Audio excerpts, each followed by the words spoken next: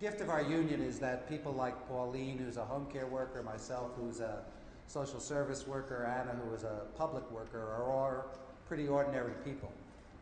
But when we unite our strength together with 2 million other SEIU members, we ordinary people get to do a rather extraordinary thing, which is to change our own lives, to change our communities and change our country, and that really is what we intend to do with this election.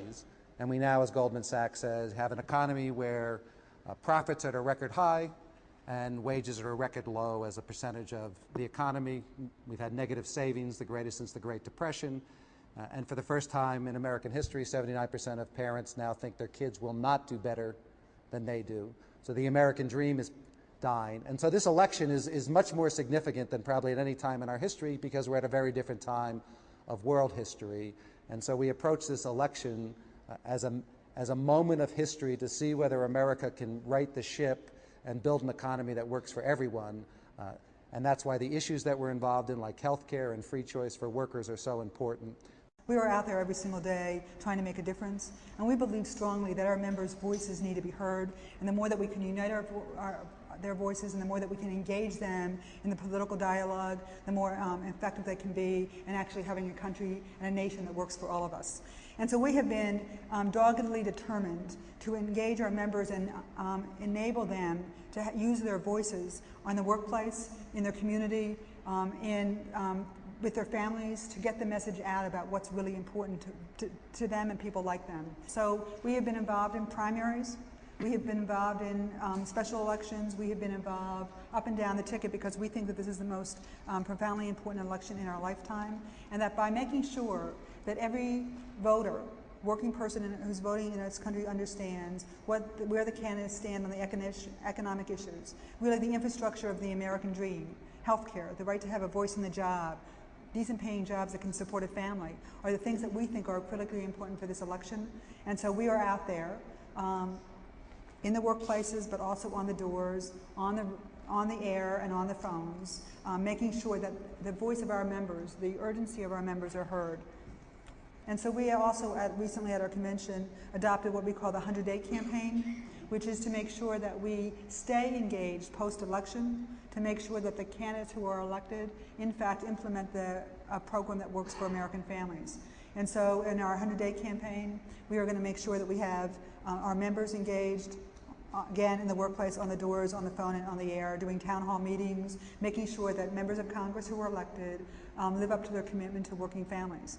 We call it the 100-day campaign because we think that in the first 100 days of this administration, the next administration, that we should be able to adopt two pieces of the infrastructure of a society: workers being able to have their voices heard on the job, and health care for every single man, woman, and child in America.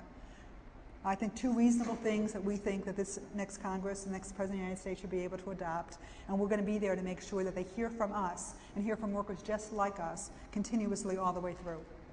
And your point, where you have two goals in the first 100 days, labor reform and healthcare reform, are you asking candidates to sign any pledge that they'll actually try to do that? Well, actually, we are a member of Healthcare for America Now, HealthCan, which is actually, as part of their campaign, has a pledge, a statement of principles. And we're asking candidates to say which side they're on. Are they on the side of the principles that provide health care for quality, affordable, accessible health care for every single man, woman, and child in America, or are they not? And so we are out there moving that with the candidates. We have had a long conversation with every single candidate on both parties around the Employee Free Choice Act, and why we think that workers being able to have a voice in the job free of intimidation is critically important, and we're asking them to step up and say clearly where they stand. We don't want to have to guess when we are out there working on candidates. We want to know where they stand on things. Question for Pauline. How good a home care worker was Barack Obama? I mean, like making beds and things like that. Was he any good? You know, what did he excel at? What were his strong points? Cutting up the watermelon. He was really good in everything that he did. I mean, he wanted to know. He was just good at everything he did. I mean, you know, he learned how to fold sheets, and when he wasn't doing anything right, you know, he asked questions. he got his hands dirty. Concerns. I'm just curious about you as became a spokesperson or a listening post at least. Yeah, for one thing, home care workers is sort of invisible, so they really appreciated me doing that walk a day, and especially with no time off and the healthcare issue.